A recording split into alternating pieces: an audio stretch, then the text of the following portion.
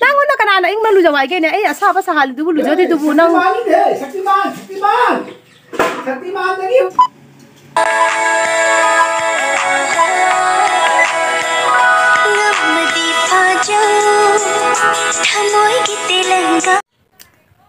Hello ichino mayam ahan makta ichino mayam bu anukuman nei kokna na khurumjari aduga ai channel sida taram nokjari mayam ngasi ai prank call tawdoi prank sorry mayam ngasi ai prank tawdoi ne khoi dada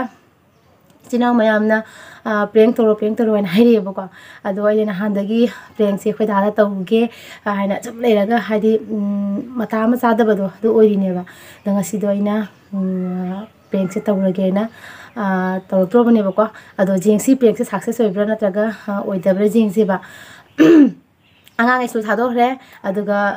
khoi intanya ba hoji lei se jumda ma hoji badum lei rujari bako ai na ngasi tawdu prank se kano ne ba aina khoi dada lising na khai ga piwai na hai ge bako lising na khai ga piwai na hai ge ado lising na ngai se maram dudi ma haira kani dana kari gino na ado dum ai thokpa dum ai chinda lakpa ai haidi ai idea ri tawdu bako ado chinda dum lakpa se phang hai dum haijal lage ba ado ma kido gijing se bako lising na kai se pesa se senpam de chawi na lising na kai ai se senpam de chawi na ma kai do gijing se ba lising na ado ma hoji badum da iruzari ba da ba se ga du ngai ngang khai ga iruzari bako mya ma na iruza bada se ga ngangi taru se mya yeng se oi ma oi oi ma yung bana nganta nang tauri se kari kandino da oi nang kai no ising ai ngun lu jaira sa lu jaira ngai ra sam no ising sa hali du di nang urok tra ba ai mo hai pro kari wa no haji ising numi ki sa hal du bi rai ngai ti na loina pithini pu mo lo chin thana lo ha chani pass pu mo lo chin thani gidan gan me ta nade emi ai ising hali da lu jaji kai gino ba ingun lu jaida mai na ha chang ni ga ka lao na loina ha chang pu chin thani gidan kali kali mang ro bo kan de kai no ne ai ising sa na tawi du bu kai no taw de ai sibu kai hai no oi ma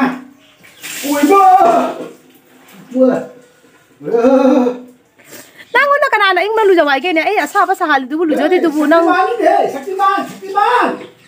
Shaktimaan लगी होती pai pai lao ai kai no taw ke nang wan ta na ge taw ne lao nang lu thora ko kali wana nang ne numsina kaura ba ke thong boi ni kai no ne wali ta na nang ga bai ta na dadi kana ta na do no atop mi ne ta na ru gadra oye ba lao ai le ram ke ko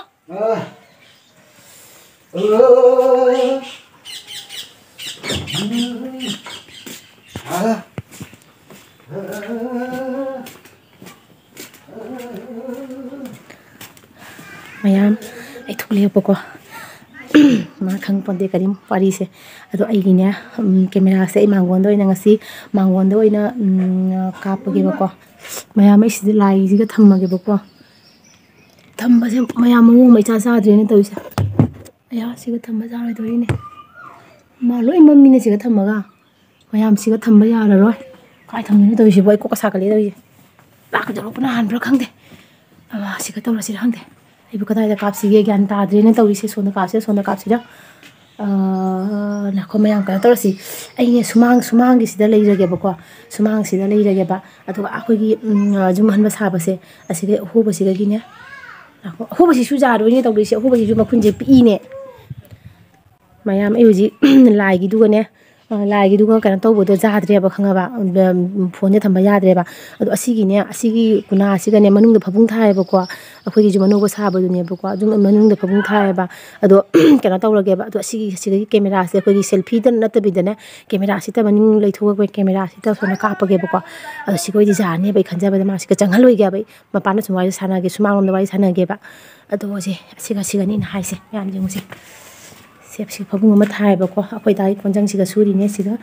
phabung ma thai ba ko ado asi ahoba si ga na ba na mak to ji ko do ga asma je ko pham ge ba do mo sai wali sana ge ma ga ne ado si je thamma ge ma ya mu ru ga kan to le ba si je thamme ba ko ado si sam ha do mo lai ge ba ko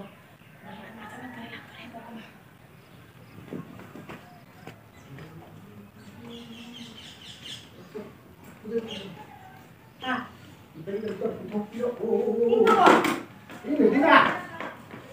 này mà cái này là có đi cái gì trang là đối với mang thế trang phải có mang thế trang phải mang đấy đi muốn này coi ham lại thằng cái nó bị sao cái này nó Kalau nasa ada di sini kita quay sana sih. có gì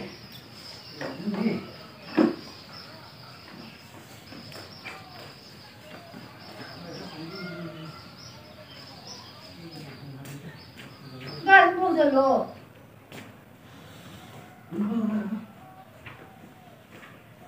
Kira kejelu ke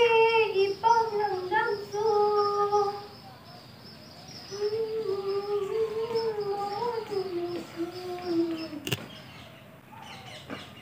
cái này số gì không mua rồi ăn cái gì là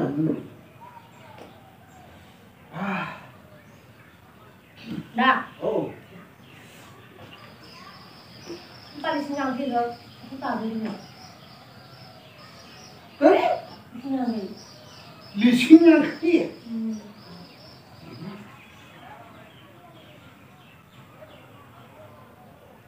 Wajah dah tahu apa ni. Kita tak senang dalam pakai ada ni lokok dia.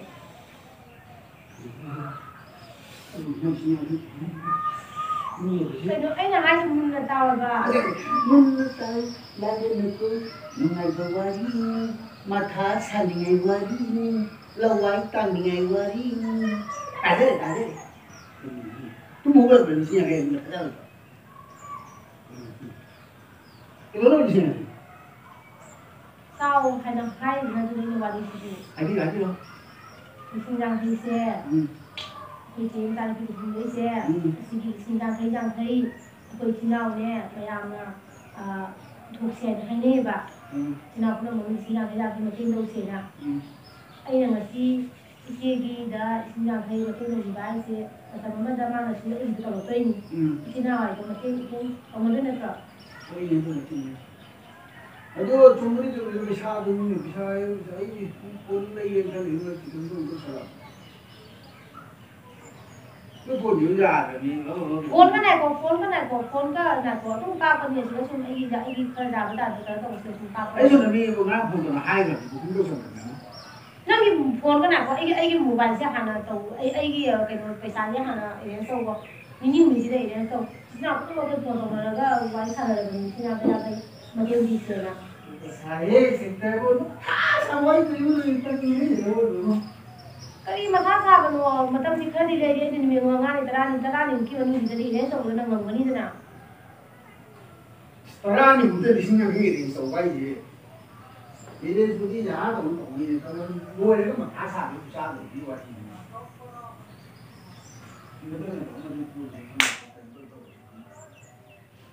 anh không để được không để sinh nhật thì anh chưa để tôi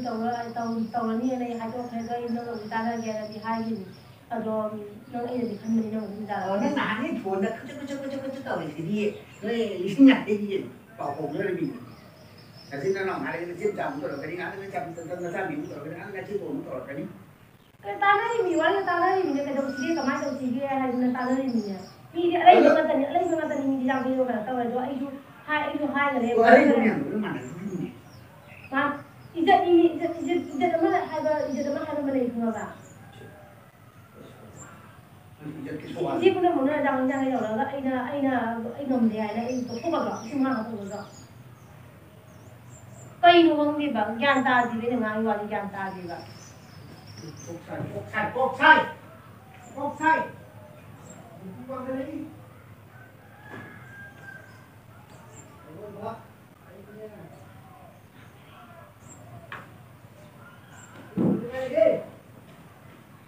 bayang kok sakit kan ya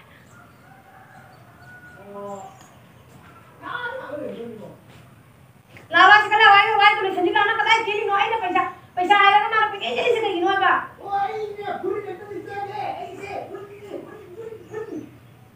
Nanti kalau ayah पैसा दे एक पैसा के वाले ऊपर लगा कुछ change दूरी नहीं बा कहीं नहीं हो không क्या ấy काम से जमदा नहीं जमदा हंगा कोदा बोल के कोई पानी से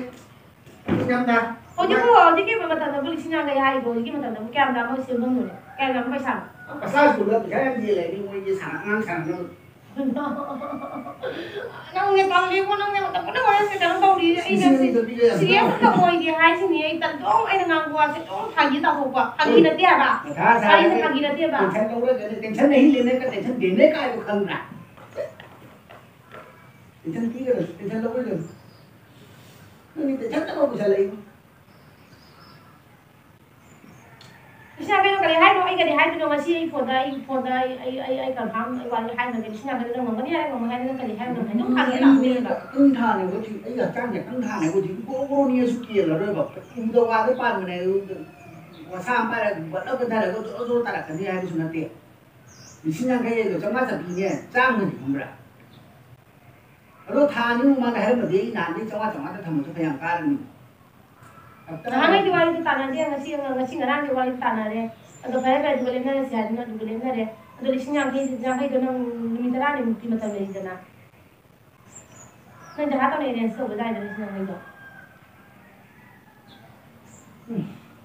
Ai piron kam tale jara loi gaya ai ningon dai wala da ure ningon dai ahoi mai da hi se tawra gaya dana ai sina mayam dai di hai gane ado ai di ai ta na da bi na ai bu adu di na hai ai di sina ke to ko ngam ni do ma bu ta na ni ge ho mai to ko di le ka sa dai ma ne le pyo ne ba nang ro bi ta na di u ai bi ho ne no mo di na ai go mi pa gi wa na te to to ro sa ro da bi ka hai no cái hai rồi mình nhau đi chơi cái hai nó ngồi rồi đó cái hai nó hai lúc lại rồi thằng người đấy internet này mà ôn nữa mà cầm đi bù cái đó cái này chứ bù vào cái đó là gì mà phone đó mới sản là cái đó là sản này có xí nó mới do hai này và nó cái nó ngồi rồi hai rồi là ai đi mà những người đầu nó ngồi ngồi rất là sợ thôi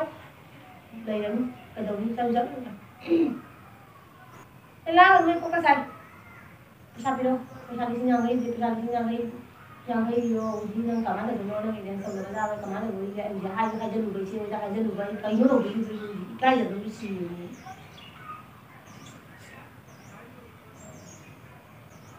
Kai no ma ni kai no sila kai ni kai no mangang ni bo. Ai cái gì đâu đây là cái nào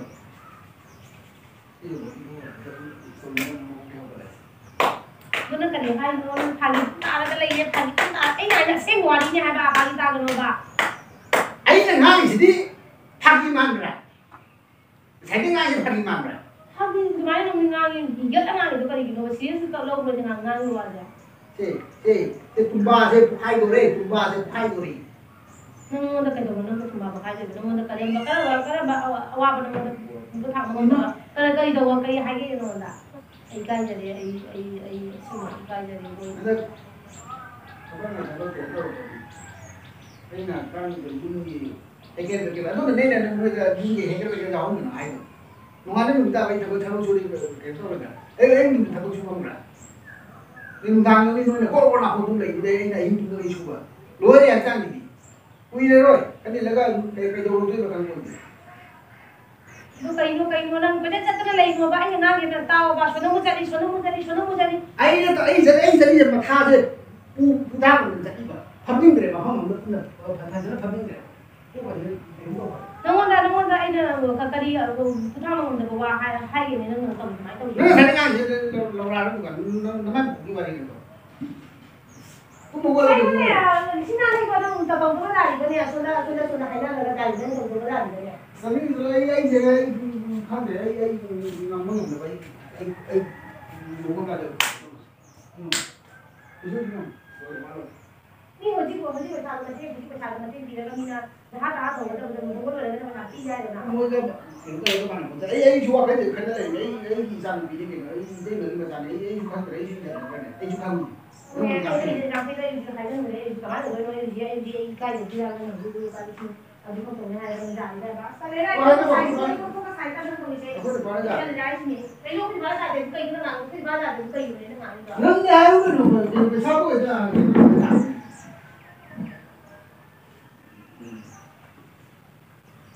mai mà cố kia cái mà nó đang là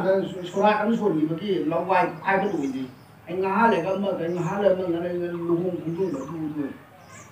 sắp chính như phải đến lại bỏ có được rồi nó là cái nói gì bỏ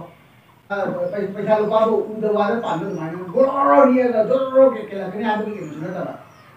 bây giờ tôi cái nó đi ấy ba đi xin cái hiếu chơi đi xin cái để hiếu chơi này hai bây giờ gì em mang cái पैसा làm cái xin cái hiếu ấy hai bây giờ làm đi rồi ta thì nó có số được thì thôi ta là nó thằng thằng như vậy thật ra là cái đi xóa cái ngoài này đi mà cái thân lên cái nào cái nó mới thôi cũng chỉ để thằng đâu nó đầy đủ không tôi có là cái gì không nằm mai đây nó nổi quá quá mà làm được quá mà tao nó mà ra rồi mà phải xem lại cái khả năng của chị ạ ấy break jam đi nói này break cái nào có đấy cả ấy break jam break tắt đấy mà nhà đây mà break jam phản ngay cái lấy cái tắt đấy mà break cái phút cái tắt hết mà một cái break rồi đấy break rồi đấy break rồi nó làm sao đây mà mới ra cái cái còn ấy ăn nó mà đã rồi ấy tôi bây giờ nó gì thế nào cái gì nó đang làm cái sọt nó dùng thở không được cái tôi nó đang làm cái sọt cái gì nó cũng phải nó tôi nó thế nó đau cả rồi cái nó thế nó đau cái rồi nó này tôi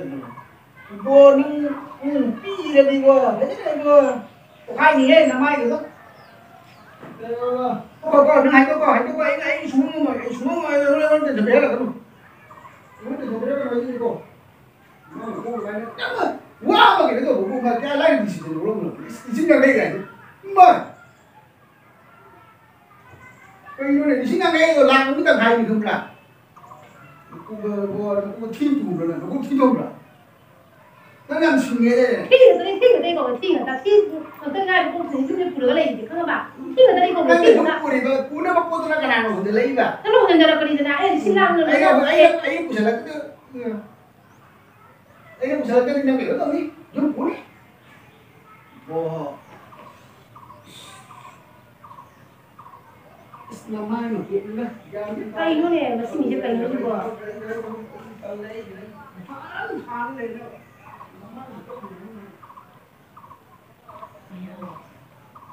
sẽ tiền này thôi sẽ có ngày tiền ta đang xa rồi còn thua cái này tiền ngày tiền có xa rồi bạn ngày tiền đã sao chưa cái ngoài máy cái chết chết cái này rồi kia bạn anh rồi anh ạ người ta không đây kìa cũng sẽ đây cả mình đâu tôi kìa chúng mà đi đâu thì nó có mà tham gia vào cái lúc đó cái nào nó làm gì tôi tôi đây nó có làm sai cái gì kìa là mai thì năm lá thì cũng bằng cũng bằng căng nó có cảm giác cái gì lỗ ra ra cái này thì đi được khi nào nghe nó là kia này khi nào cái tôi đấy lúc mà tôi đặt tôi này cái đây là cái gì là gì vậy khi nào nghe nó jadi nhà mình à cái số tao ra bảo cái rồi khi nào cái lần khi nào cái tôi lại tao đi bạn nhanh như tao nữa ba mình đấy nhanh cái tàu đấy đi đấy tàu ra nó không tổng gì nó thế đi là chỉ là không à cái này là cái gì không cái gì 지금 그렇게 데려다 주지. 우라. Ini prank kali ini namanya. Tuh kan harga dulu apa? itu kayak ini Desain harga dulu apa? ini tahu juga itu juga Ah, desain harga dulu udah. itu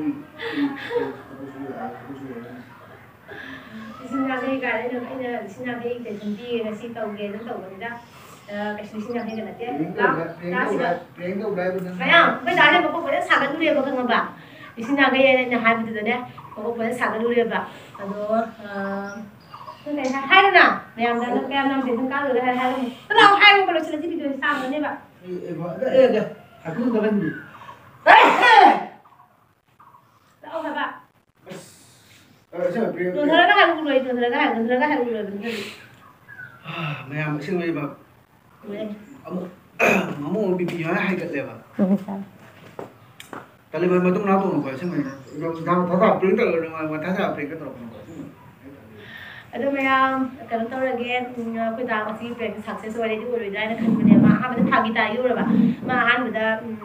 ꯂꯣꯛꯁꯟꯅ ꯈꯣꯠꯆꯟꯅꯗꯅ ꯇꯧꯅꯤꯡꯉꯦꯕ ꯈꯪꯉꯕ ꯐꯥꯒꯤ ꯇꯥꯈꯤꯕꯀꯣ ꯀꯣꯅꯨꯡꯗꯗꯤ ꯑꯩꯅ serious ꯑꯣꯏꯅ ꯉꯥꯡꯕꯗꯨꯒ ꯃꯥꯁꯨ serious ꯑꯣꯏꯈꯤꯅꯦꯕ ꯑꯗꯣ ꯃꯌꯥꯝ ꯀꯩꯅꯣ ꯇꯧꯔꯁꯦ ꯉꯁꯤ ꯑꯣꯏꯔꯗꯤ ꯃꯇꯥꯡꯁꯤꯗꯒꯤ ꯚꯤꯗꯤꯑꯣꯁꯦ ꯂꯣꯏꯁꯤꯟꯖꯔꯒꯦ ꯑꯗꯨꯒ ꯑꯩꯒꯤ ꯄ꯭ꯔꯦꯡꯁꯦ ꯅꯨꯡꯉꯥꯏꯕ ꯇꯥꯔꯒꯗꯤ ꯃꯌꯥꯝꯅ ꯂꯥꯏꯛ ꯁꯤꯌꯔ ꯁꯕꯁꯀ꯭ꯔꯥꯏꯕ ꯇꯧꯕꯤꯌꯨ ꯑꯗꯨꯒ ꯕꯦꯜ ꯑꯥꯏꯀꯟꯗ ꯁꯤꯟꯅꯕ ꯀꯥꯎꯕꯤꯒꯅꯨ ꯑꯗꯣ ꯉꯁꯤꯒꯤ ꯑꯣꯏꯅꯗꯤ ꯃꯇꯥꯡꯁꯤꯗꯒꯤ ꯚꯤꯗꯤꯑꯣꯁꯦ ꯂꯣꯏꯁꯤꯟꯖꯔꯒꯦ ꯑꯗꯨꯒ ꯅꯦꯛꯁ ꯚꯤꯗꯤꯑꯣꯗ ꯑꯩꯈꯣꯏ ꯗꯥꯒ ꯑꯩꯈꯣꯏ ꯑꯅꯤ ꯑꯍꯨꯝ ꯅꯨꯡꯉꯥꯏꯕ ꯚꯤꯗꯤꯑꯣ ꯑꯃ ꯄꯨꯊꯣꯛꯅꯕ ꯂꯥꯛꯆꯔꯒꯦ ꯃꯌꯥꯝ ꯑꯗꯨ ꯑꯣꯏꯔꯒꯗꯤ ꯉꯁꯤꯒꯤ ꯑꯣꯏꯅꯗꯤ ꯇꯥꯇꯥ ꯕꯥꯏ ꯕꯥꯏ ꯊꯝꯖꯔꯤ